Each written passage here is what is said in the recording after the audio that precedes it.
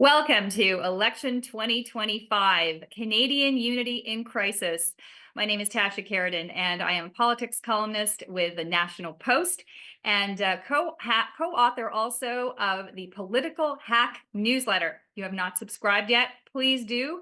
We're following all the exciting developments of this campaign. And the election has raised a lot of questions. One of the big ones, of course, is can Canada hold together? And it's not coming this time just from Quebec, but it is coming majoritarily from the West. While our country is dealing with a lot of pressures from the US on the economy, tariffs, and our sovereignty, many Western Canadians are wondering whether the national deal still works for them. And lots of other Canadians are concerned too. Our recent Nanos poll shows that 3 of 5 Canadians think that Western sovereignty talk has to be taken seriously. So that is what we are going to do today. We've set the table for the conversation, and we're going to talk about where we've been on this, but more importantly, where we are going, maybe give the next government some advice to handle whoever is in the chair.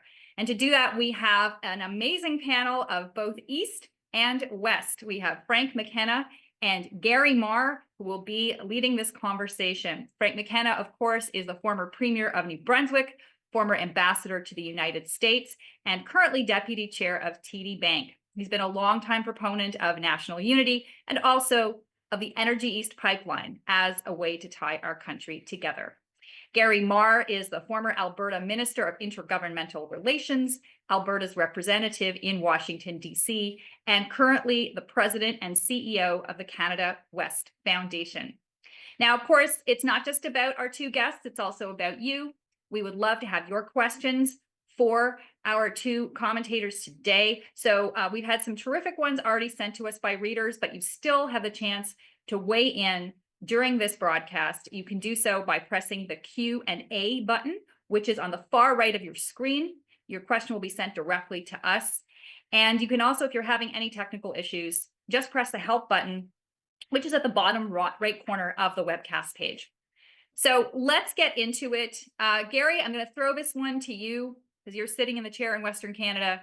How serious is the national unity crisis right now? Well, let me say, first of all, there's a couple of things that I think are worth mentioning. One is I haven't seen more nationalism in Canada than I have seen in the last 3 months. This is a very positive thing. And nationalism is spurred by 2 things, in my observation. One is sport and one is war. And we've seen examples of both in the last 3 months. The Four Nations face-off brought Canadians to their feet to support Team Canada. And then a war, while not a kinetic war, there's a trade war that's going on. And the comments made by the President of the United States about the 51st state have spurred Canadian nationalism. Now, the question is, can you take that sentiment and can you build national unity on it? And so I would say this. So Canada West Foundation, a public policy think tank, we've done some polling. And what we find is that in cities in Western Canada, most people in the cities identify themselves as being Canadians first. But those in rural parts of those provinces identify more with their provinces. And I think the reason why you'll find that the sentiment for separatism, Western alienation, is more strongly felt in rural parts of Western Canada. And the reason is because of natural resources.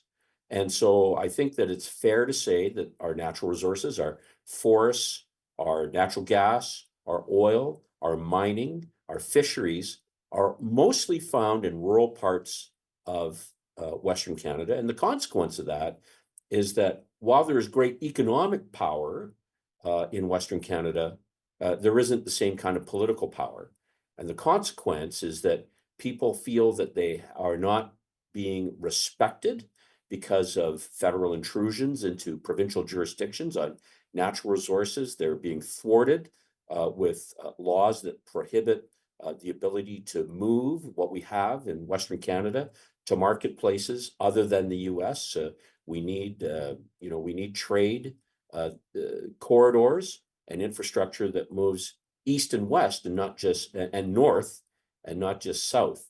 And I think for the last 10 years, there's been the treatment of these Western provinces as being like partners instead of as being real stakeholders. So the good news is, for whoever the next prime minister is, it's not too late to demonstrate that we need a reset on cooperative federalism. I think is an important part of the advice that I would give to whoever the next prime minister of the country is. Hey, Frank, do you agree that this is a resource-based issue? The resources in New Brunswick too that are not being tapped. I don't know if you have a similar kind of sentiment there, but certainly in Alberta, there's a sense that it's been paying perhaps more than its fair share of Confederation for a very long time because it has these resources. Do you think that is the root of the grievance? Yeah, I largely agree with Gary. I think his analysis is right. I think it's resource based, but it's a bit more than that. It's a bit cultural as well. Rural areas are less woke than the cities, if I can use that expression. There's probably more affinity for guns in the rural areas than there would be in the cities, and that's a bit of a cultural difference. And there are other differences of a similar nature. If you talk about vaccination, for example, the view in rural parts of this country are probably different from those in the urban areas. So there are some other differences overlaid, but I think it's largely about the resource sector. That would be the main trigger point. I'm going to, if I can be cheeky here for a minute, Tasha, Sure. I'm going to be cheeky for a minute because when I'm talking to people in Alberta, and by the way, I spend a lot of time in Alberta. I've got family there that I visit, but I'm also on the board of Canadian Natural Resources, which is our largest oil and gas company. So I spend a lot of time there. But I remind people in Alberta, although they don't really need this reminder, that in the last 20 years, an Albertan led the government, Stephen Harper, for 10 of those years. And he had some of the strongest ministers we've seen nationally: Jason Kenney, Ron Ambrose, for example, Pierre Poilievre. We had a Mulroney government before that with Don Mazinkowski, who was the deputy prime minister. We had a Chrétien government before that with Anne McClellan, who's a good friend of mine and patriotic, fervent Albertan as the deputy prime minister. We just had a Liberal leadership race where we had a face-off between two Albertans, Chrystia Freeland, who I can tell you personally is a big champion of everything Alberta, and Mark Carney, who's very proud of his Alberta roots and launched his campaign in Alberta. And now we have a fight for prime minister between two Albertans, Pierre Poilievre and Mark Carney. So I would simply say that Alberta's enjoyed a lot of respect at the national level for their leadership. And I hope and pray that when this is all over, that the points of the pain points, the points of stress will be worked out, that we'll have national leaders, premiers included, and our national leadership that will work on assuaging some of these issues. Gary, I'm going to ask you as a Westerner here, is it where you're from that matters, or the policies that you have as a government that matter for Westerners when they look at how Ottawa treats them? Is it just enough to have people in cabinet or in prime minister's chair, or is it really matter how they treat the oil sector, for example? Well, so Frank mentioned Anne McClellan, and frankly, we probably wouldn't have the oil sands developed in this province, which has generated a tremendous economic wealth for all of Canada, if it wasn't for Anne McClellan. So I have very high regard for what she has done for this province. I would make this point. It's both. It's where you're from, in being able to understand what the natural resources and the advantages are of Western Canada, but it's also, about what you do. And I would say this, the nature of politics has changed dramatically.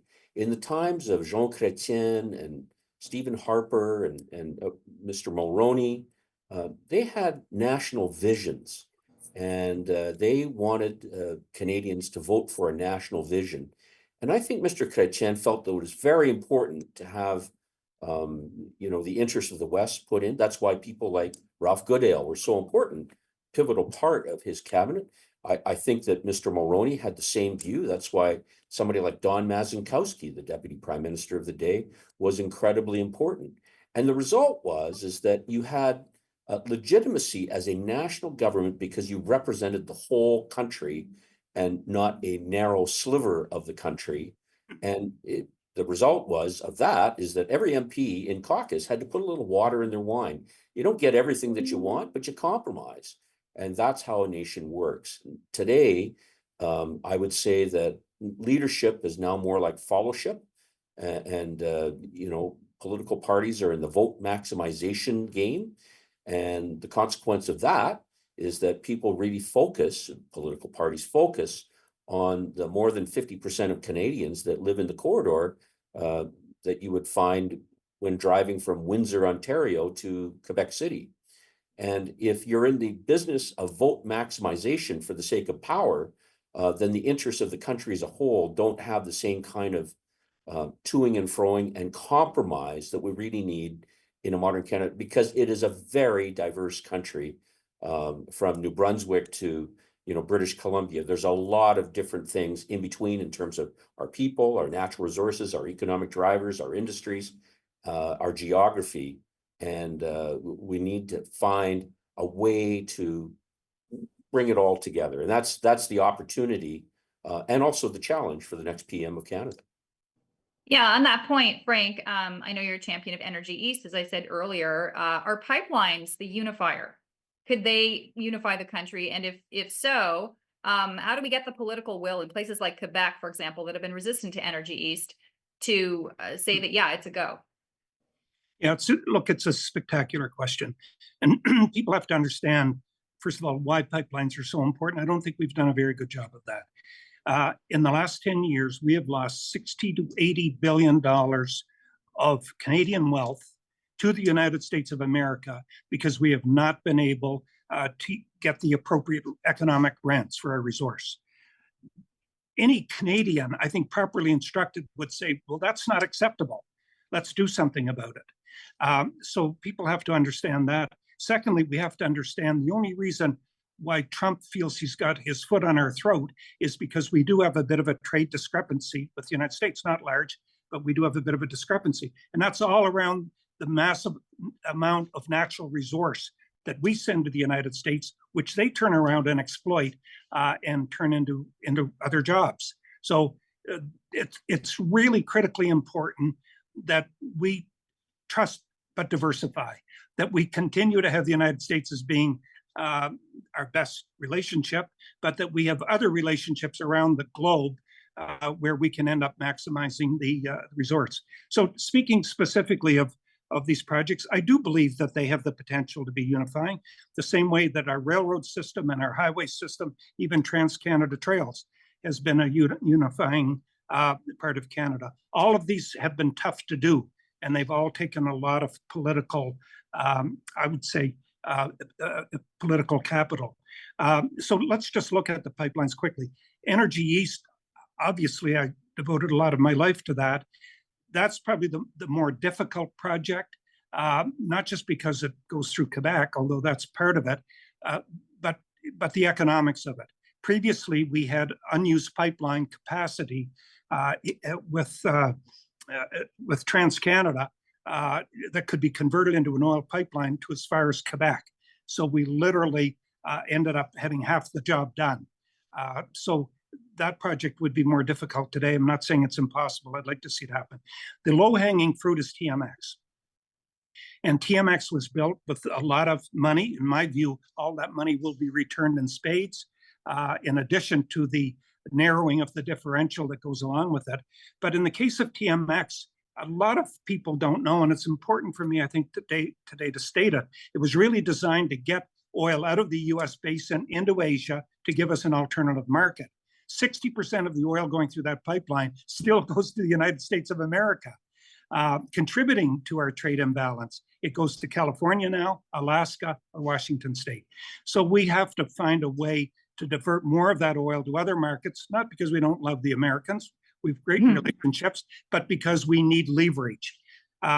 Secondly, there's spot capacity on that pipeline of as much as 150,000 barrels a day. We can turn into capacity. And thirdly, we can debottleneck on a fast track basis and add another 250 or 300,000 barrels a day. All of that, all of those marginal barrels improve the netbacks for the other remaining barrels. I think we should get at it right away. There's that coastal gas. I think there's massive consensus around adding at least 4 or 5 LNG projects on the Pacific Ocean in BC. That would include doubling the one that's going to come into production in the next few weeks, 4 others, let's say, so you'd have 5. You need gas to fuel that. There's a large degree of consensus. I've talked to Premier Eby in BC and Premier Smith, and who are working closely together, by the way, on doubling the capabilities of coastal gas. So that one would be ready to go. LNG projects ready to go. And by the way, in Quebec, people in leadership position, Mélanie Joly gave a speech to the Chamber of Commerce in Montreal recently, saying that Quebec should be open to Saguenay LNG. In other words, a pipeline from Alberta, taking gas out of that basin all the way to the shores of the St. Lawrence River. We almost got to that project a couple of years ago, but that project could be resurrected. So I think there is the possibility. I'll end, Sasha, by saying this. The bigger project that I think would really be in the national interest, and both political leaders have touted that, is a utility corridor from coast to coast. And this would essentially be a corridor that has been pre-approved. So if it was going to be gas, or it could be oil, or it might be fiber optics, could go in that utility corridor. And the premiers in their last physical meeting with the Prime Minister actually approved the concept of utility corridor from coast to coast. That would truly be nation building. Wow, Gary, I see. I wish everybody in Canada knew what Frank McKenna knew about energy. It would be a fantastic thing. We wouldn't have to be debating this at all. But I just want to tag on to this. I mean, in 2010, Frank, you would know that neither Canada nor the United States had an LNG facility that was running in 2010. So since that time, the United States, they've got, I think, 12 or 13 that are operating, and maybe another 10 that are on the books. We're about to get one done with LNG Canada.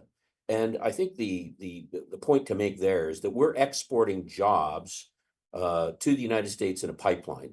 Our raw material goes at a discounted price to, the U.S. Midwest, where oil is refined, and there's 3 refineries in Ohio, which is J.D. Vance's home state, and throughout the Midwest, LNG, that natural gas that goes in a pipeline, is turned to LNG and value added and exported out of the Gulf Coast of the United States. So I agree with Frank completely that these kinds of projects need to continue, because if you look at what's happened in the last 10 years, our GDP growth in this country has been a laggard. I think it'd be less than 1% in the last 10 years. The United States, about 20%. And you've got 4 Scandinavian countries: Norway, Denmark, Sweden, and Finland, all of which are similar to Canada in the sense that they're northern countries, sparsely populated, gifted with natural resources. They're all ahead of where Canada is. And I think one of the things that annoyed Western Canadians that are in the resource business is, Chancellor Scholz from Germany comes looking for LNG. The Prime Minister of Korea, the Prime Minister of Japan, the President of Poland, and the response, I haven't seen a business case for LNG, said the then Prime Minister, as he then was. And I think that if you're going to build the economy of Canada, I would quote Premier Canoe of Manitoba. He says that the economic horse is what pulls the cart for the social programs we need and want. So he understands that all governments redistribute wealth through budgets, and that's a given. Doesn't matter what political stripe you are. But Premier Canoe understands that you actually have to create wealth in order to be able to distribute it. And so if you look at the areas where it would be the easiest to create wealth, a lot of that is in Western Canada. It's in mining, it's in forestry, it's in agriculture, it's in oil and gas. And so making sure that, to Frank's point about having the trade infrastructure to move it from where it is to where it needs to be in order to access markets has got to be one of the short and medium term priorities for the government of Canada, whoever the Prime Minister is. All right. I won't disagree with you. I will ask you though, and I'll start with you on this, Gary, and then Frank, please weigh in. You know, we've had a government that was hell bent on net zero. We still talk about, some parties talk about, one party talks about getting to net zero. I've got a question here from Tony Hilladin, who asks, Canada's wealth is its natural resources, as we've been just discussing. But if Ottawa wants to be the poster child for net zero, how do we reconcile this, and what impact does that have on national unity? Well, look, I think that there's three public policy areas that used to be pretty independent. They operated in silos 20 years ago. Today, there's an overlap. If we're thinking about a Venn diagram, the three silos are energy, the economy, and the environment. And more than ever, you know, those policy areas all overlap. And there needs to be the ability to look at where the sweet spot is for Canada. And frankly, if we don't develop these natural resources, and I'm thinking about particularly in the north and far north of Canada, I have a theory that there's many different norths of Canada, so it's not a homogeneous description, but if we don't develop them responsibly, somebody else will.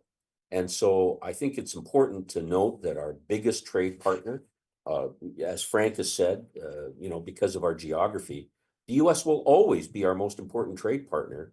And to some degree, we have to look at the policies that are going on there and not place ourselves at a tremendous economic disadvantage.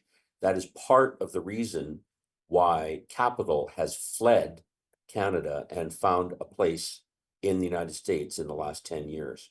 So I guess what I'd say is that the idea that net zero, it should be the national mantra, and that should be our vision and mission, is insufficient. I would say that a better vision is to say Canada has a role in making the world more peaceful, safer, cleaner, greener, more verdant. And what it is that we have is the way that we develop our natural resources, our food that we produce. We're one of very few countries in the world that produce more food than we consume. And we can make the world greener because of the kinds of technologies and the way that we develop our fossil fuels and clean energy technologies. So I'd say make the world safer, more secure, and greener. That is a much larger vision than merely being a leader in making your nationally determined commitments on GHGs in accordance with the Paris Accord.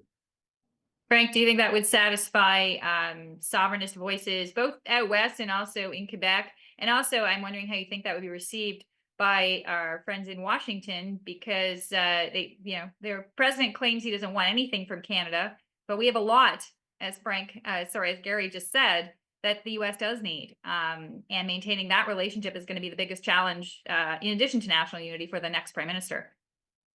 Yeah, if Gary were running for something, I'd vote for him. I agree with everything he said, and I like the way he said it. I wouldn't worry anymore about the United States.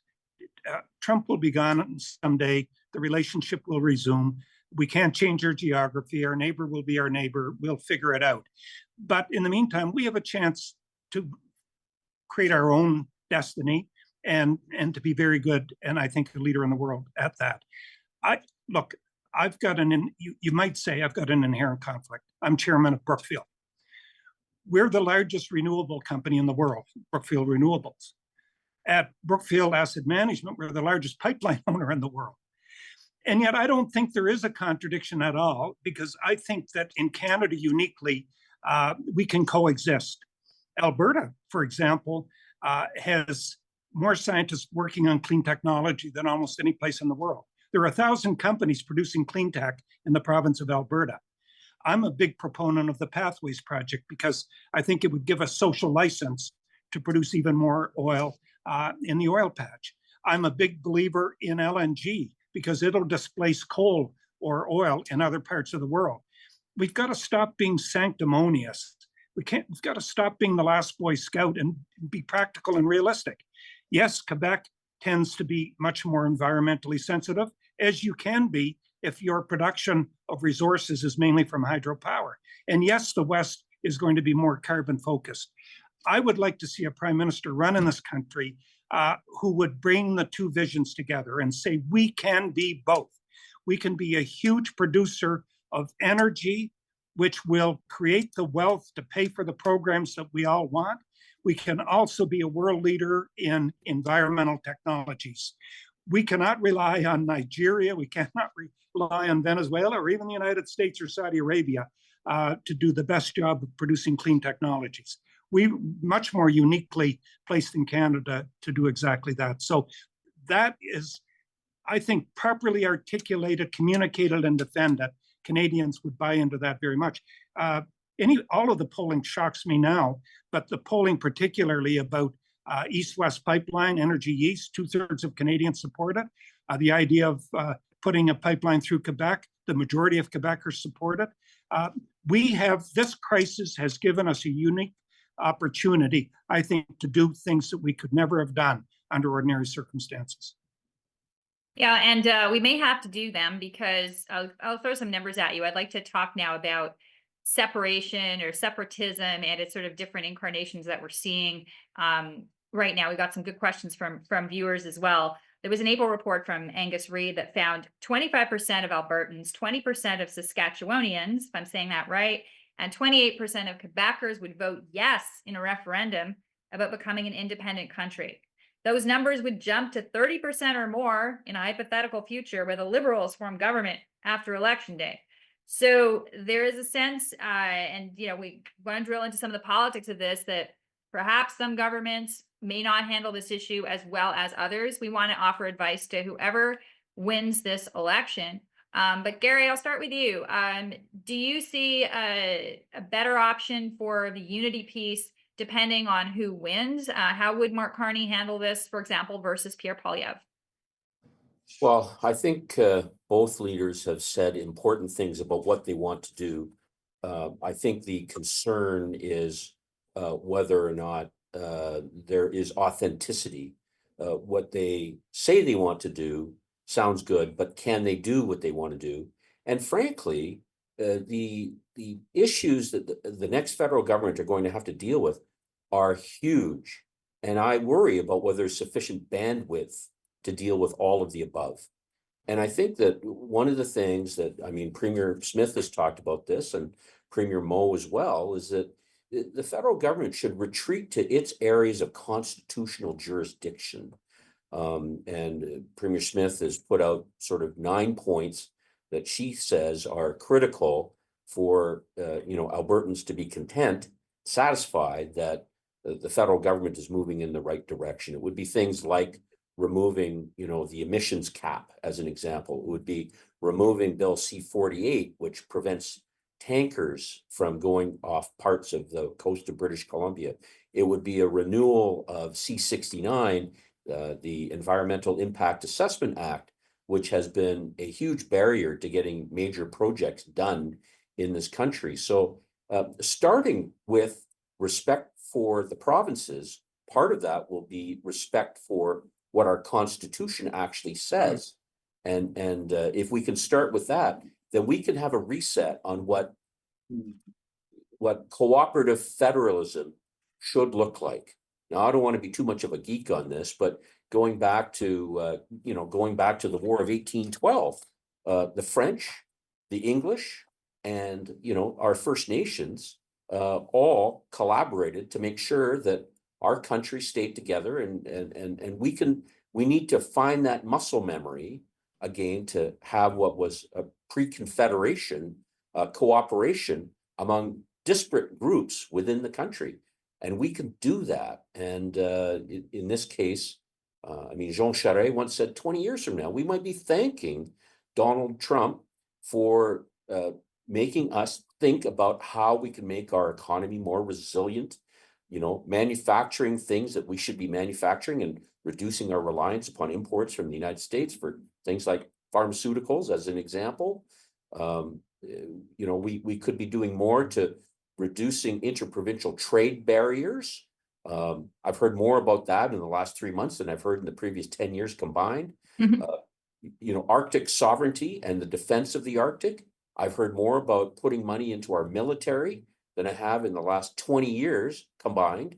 These are all good things, but the federal government really needs to focus on its lane of constitutional responsibilities and rely on the provinces to be smart about the things that are where they're closest to the resources. So that, resources that British Columbia, Saskatchewan, Manitoba, and Alberta are responsible for, they're doing a good job with their resources, and they don't need oversight by a patriarchal federal government in these areas. Yeah, we have other listeners, Bev Hiberson, who suggests perhaps a loose confederation of internal nations with less federal control and duplication of authority would lead to more national unity.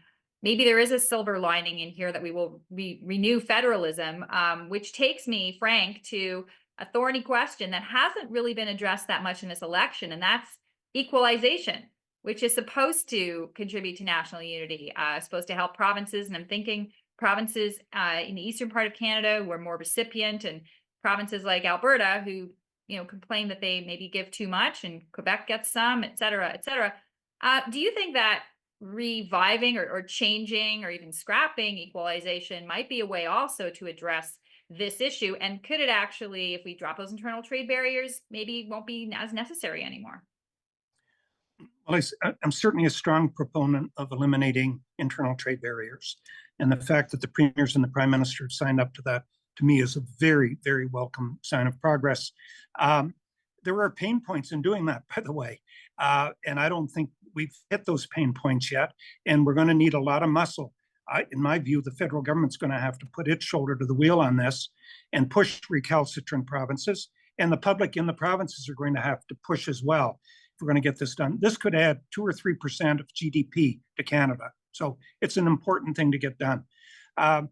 With respect to the specific question, I think that equalization will always be on the table. It's supposed to be part of the fabric of Canada, that there'll be some sharing, not equal, but equitable sharing amongst all Canadians. I think the last time when I was in office, we were always revisiting equalization. It all depends on whose ox is being gored. We want to change the formula. Newfoundland wants to change the formula now. We've all been winners and losers. Newfoundland right now is a recipient, but a year or two or a couple of years ago, it was actually contributing. So Newfoundland's got an ambivalent relationship. Ontario was contributing, but now is a recipient. So it waxes and wanes. Saskatchewan has been on both sides of that as well.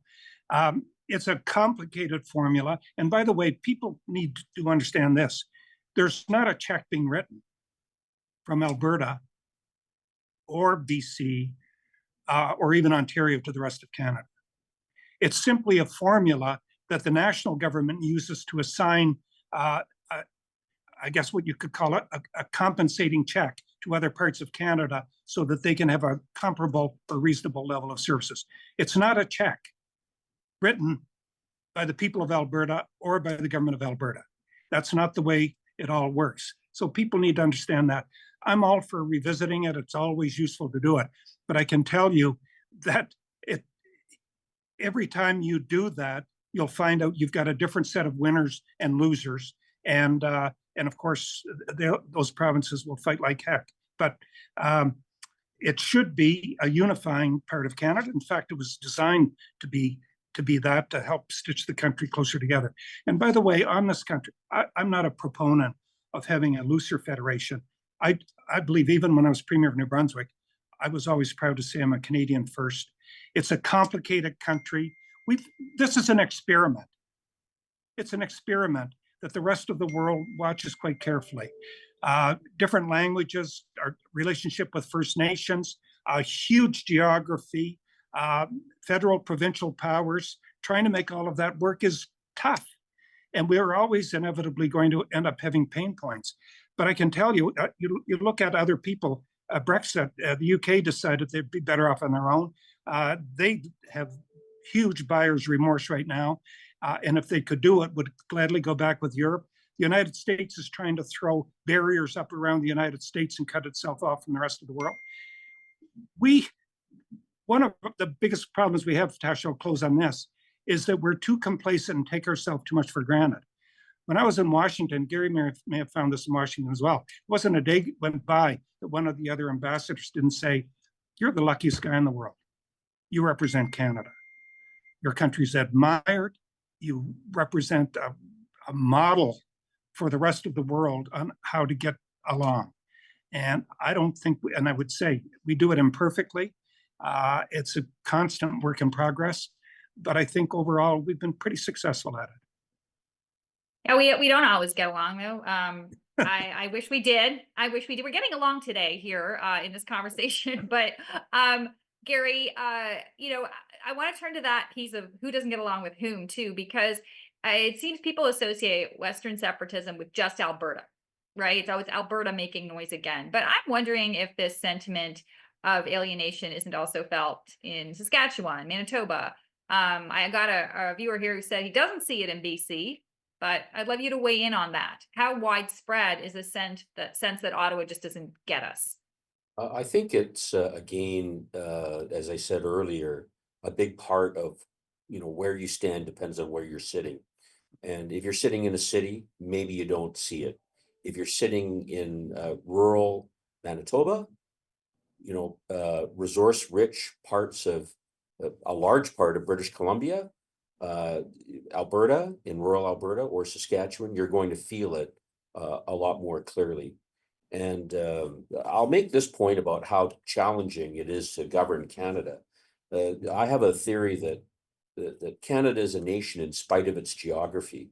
So if you look at where Canada goes 8,000 kilometers from coast to coast, and most Canadians, the overwhelming majority, live within 200 kilometers of the U.S. border.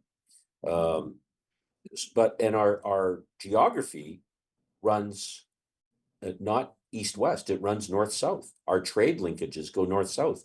The consequence of that is that British Columbians know more about what's going on in Washington State or California than they know about what's going on with oil and gas in Alberta. Albertans know more about what's happening in Oklahoma and Wyoming and Texas than they do about what's happening in with hydropower in Manitoba. The Atlantic premiers meet regularly with the New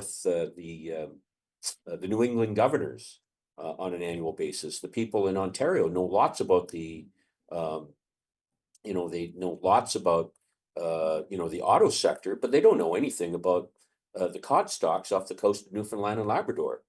And so this is one of the challenges, is that, to Frank's point, it's a very diverse country. We need to know each other better. We need to behave more like, Team Canada at the Four Nations face-off, and understand that each one of the regions of Canada has an important role to play in making us a better country. And I agree with Frank. I'm optimistic about the future.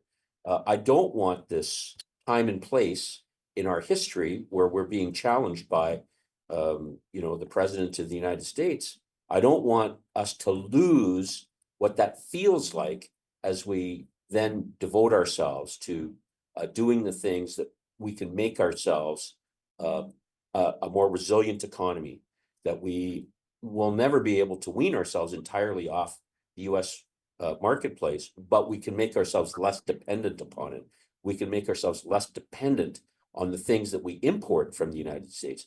All of that would be good, but one hopes that there isn't a vanishing attention span of Canadians, and that they won't forget about it.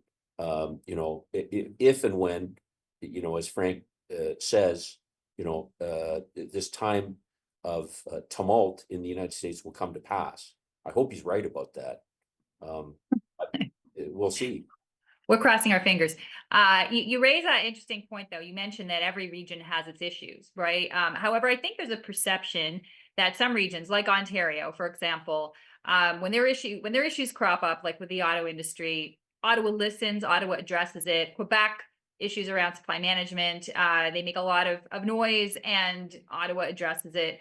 Versus perhaps when the West says, "Hey, what about us and our resources?" Ottawa doesn't quite listen as much, and that's happening now. So I'm wondering, Frank, if you think that, you know, does Mark Carney get it on fossil fuels? Does he see that as much of an issue, national unity wise, as auto industry, supply management, agriculture in Quebec that would require federal support or federal attention? So Gary used a word which I'm going to use again, and he talked about the two leaders, and the question is whether what they say is authentic. I'm accepting at face value what people are saying. I don't think in the case of Mr. Poilievre, there's much question because he's spoken on these issues for a long time. Right. And I would remind people that Prime Minister Carney was the chairman of Brookfield, which is the largest pipeline company in the world. So he does have some association with pipelines. But he said a number of things. I'll just do this quickly. He says pipelines going through the United States to Quebec and Ontario are a national security issue for us. At the last meeting of the premiers, he said, we've agreed to a national energy corridor. He said, I support developing pipelines connected to deep water ports in the Arctic. He said, one project, one approach. We should not have federal and provincial assessments running separately. He said, we will move on projects of national interest. He said, Canada needs to build more pipelines to reduce its dependence on foreign suppliers while opening up new trade corridors for exports. So I take it at face value that he is committed. Again, he is a Westerner. I wanted him to run in Edmonton. I thought that would have been a good touch. But I think that look, the proof of the pudding is in the eating. If he's the prime minister after the election, I would like him to spend a lot of time in the West and listen to people because the concerns are genuine. And I think they're in the national interest that he listen to them. We also have the potential for things happening in Quebec again. Right now, things on the nationalism front are good in Quebec. There's been an 8% drop in people supporting sovereignty. The Liberals were tied with the Bloc in Quebec going into this election. They now will probably win twice as many seats as the Bloc in Quebec. Quite frankly, that's a good thing for our country. But things could erupt in Quebec easily. If somebody feels they have to dismantle supply management, that's a hot button issue in Quebec. If pipelines were to be pushed through Quebec without their consent, that would definitely be a hot button issue. So we have to, we're Canadians, we're going to have to deal sensitively and as consensually as we can with some of these issues in various parts of the country. Newfoundland's got the same problem Alberta has. Anything that disrupts the oil industry really wrecks their finances, and the majority of their oil goes to the United States.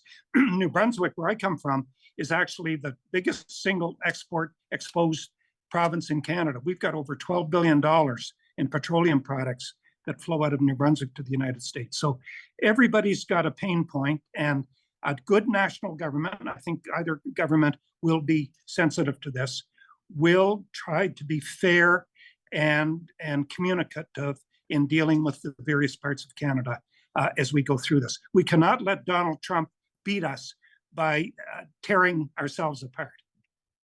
So I want to make this point about Donald Trump. He is not the most important politician in Canada, and yet some people are campaigning as if he is. Some of the problems that we have in Canada were started long before Donald Trump ever, graced the offices of the White House. And so this is in part going back to your question about equalization, Tasha, and that is we need to do things that grow the economy. Professor Trevor Toombs of the University of Calgary did a study, and what he did was he looked at the gross domestic product per capita of 10 Canadian provinces and 50 US states.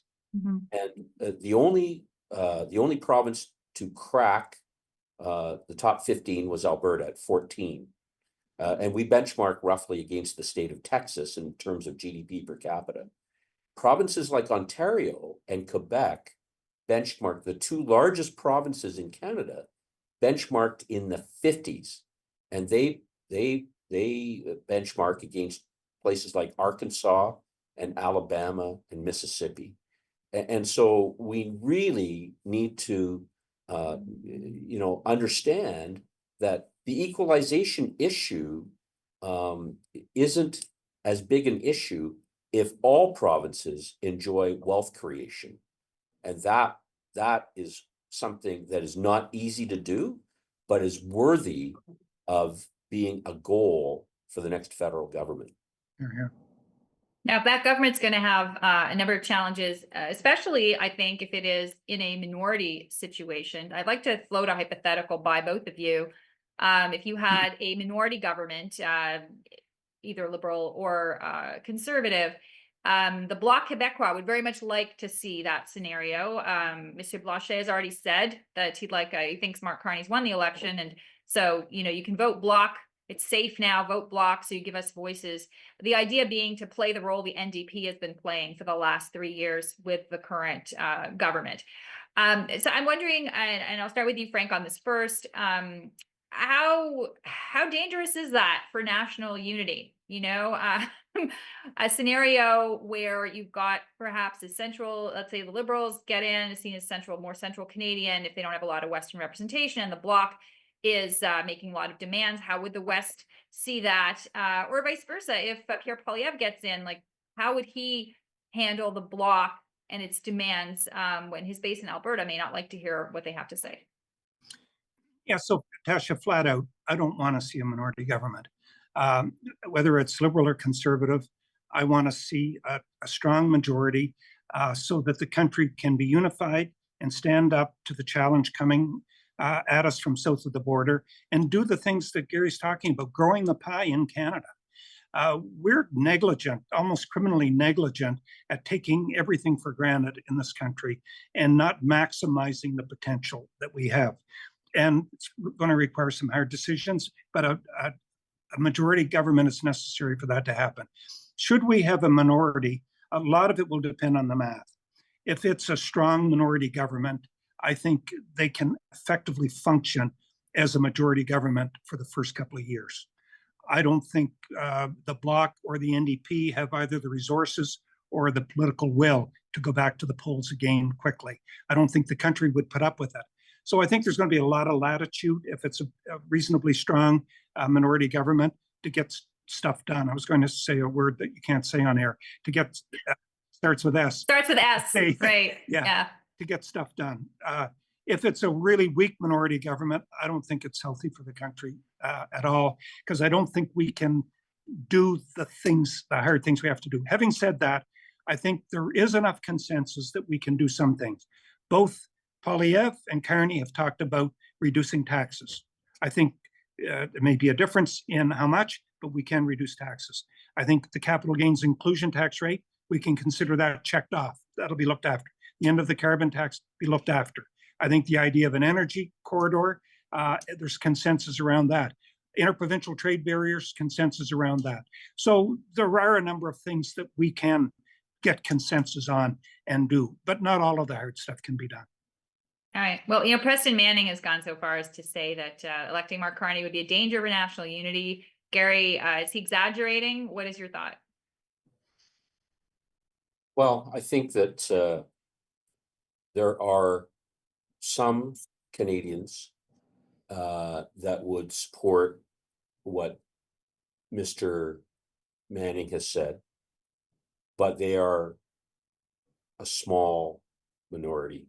I mean, I think that so in preparation for this, I talked to premiers, past and present, from all 4 Western provinces.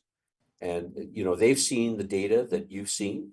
And the estimation that one premier said is, this estimate of strong core separatists is probably about 15% of the population, and that accords with what I've observed as I've traveled throughout the West, both in rural and cities in the 4 Western provinces. So I think that Mr. Manning has overstated what the concern is.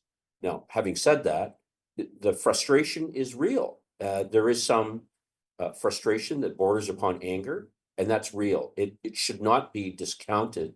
It should not be sort of ignored by the next Prime Minister of Canada, in this case by Prime Minister Carney.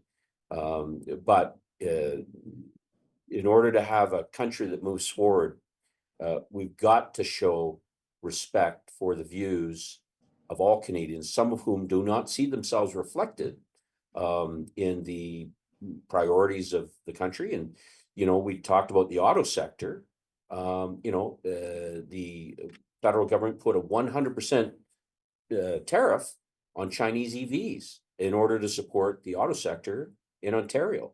Well, nobody has stood up and said, gee, the counter by the Chinese on that was huge tariffs and barriers to canola.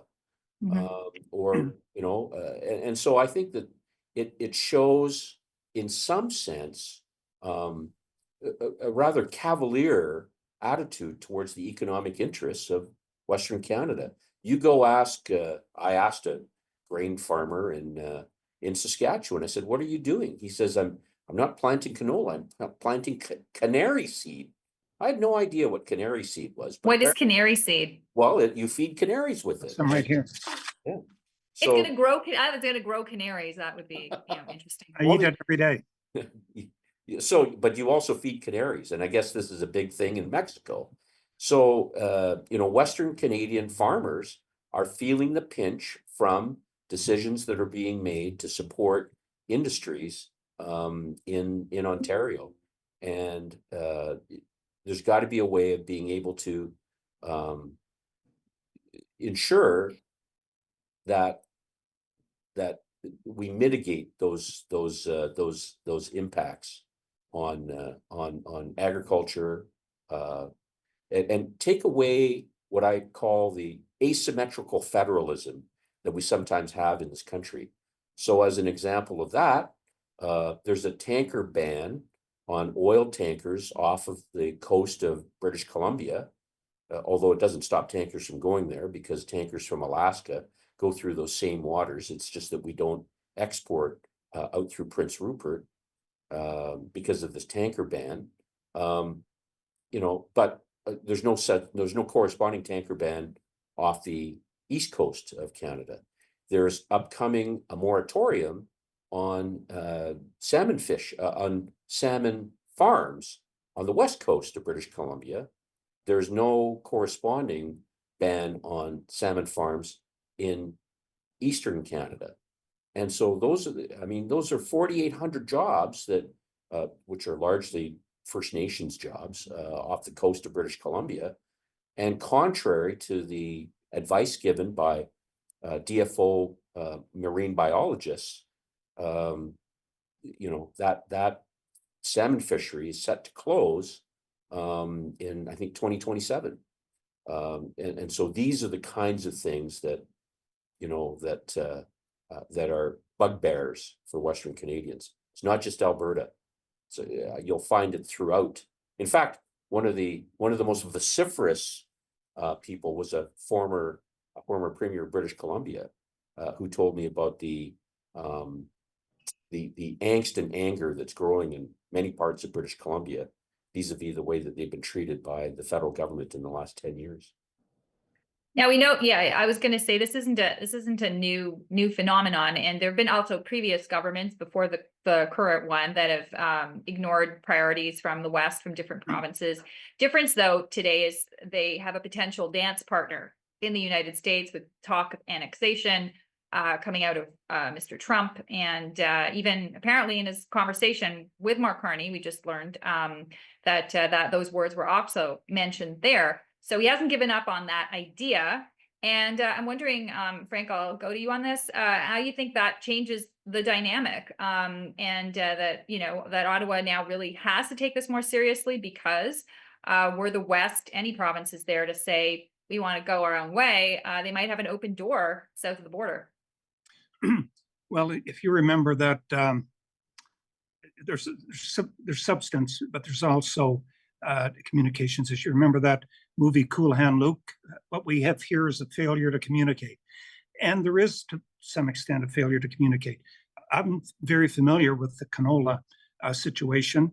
I think the government of Canada has been put in a box by our American cousins, and the Americans don't appreciate whether it's on the EV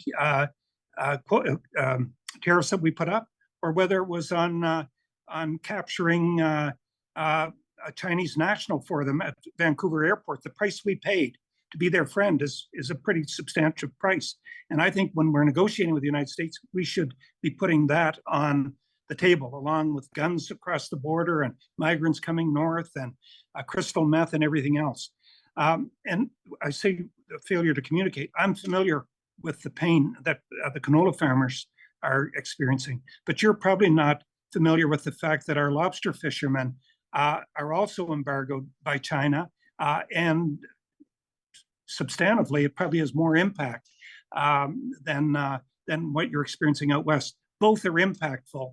All of that to say that there are consequences to actions that you undertake. I think that's the case. I think there needs to be more sensitivity. I do. On this salmon ban, I just think that it's total BS. But I think it's more driven by local politics than it is by national politics. I don't think anybody in Ottawa wakes up and says, we've got to do something about the salmon issues, licensed salmon and so on in BC. It's being driven by Indigenous communities and other interests in BC to some extent as well. We've got the same problem with the Elver industry in Atlantic Canada, which is driving everybody crazy, the way in which the feds manage it. I've never understood why a federal government living on the Ottawa River, 1,000 miles from a fish, should be managing fisheries the way they do anyway.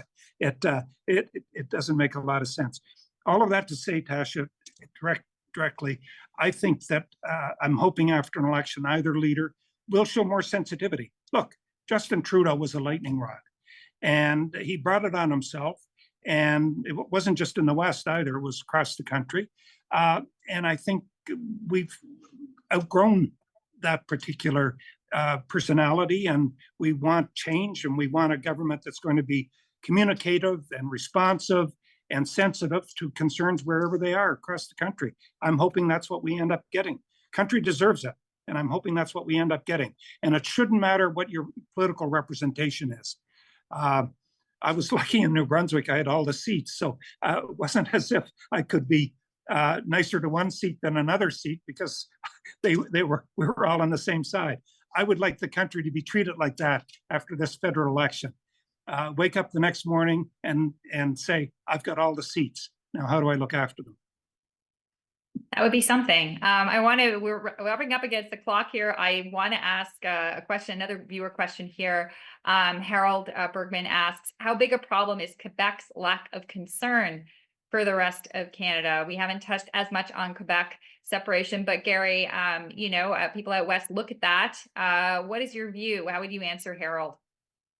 Well, I mean, Quebec, from the polling that I've seen, is mostly pretty satisfied with their arrangement with the federal government, and it raises the issue about supply management. As we've gone around the world and tried to deal with,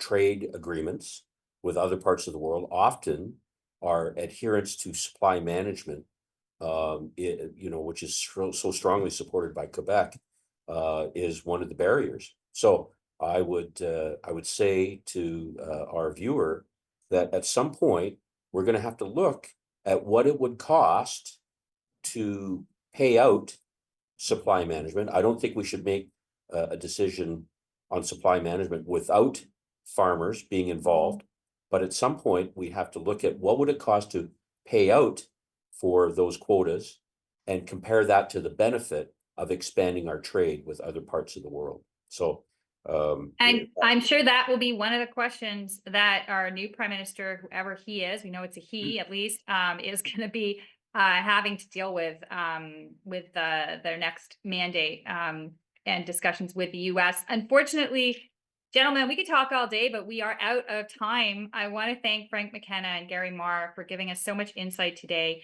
into the challenges facing national unity and how we could maybe deal with them and our next government can deal with them. I want to remind everyone here that if you haven't seen the full broadcast, the video replay will be available for replay on the National Post website in the coming days. And of course, please follow us on all social media and also for our top election coverage. Please subscribe to Political Hack. We've been doing our best to break down the strategy for you, in addition to all the great coverage that you get in the paper. And most important, of course, do not forget to vote, because the country does depend on it. Gentlemen, have either of you voted yet? Raise hand. I have. Have. Good citizens. I will do so on Monday. Thank you so much, everyone, for tuning in today to this great discussion for national unity. Thank you to our contributors, and have a great afternoon. Thank you. Yeah.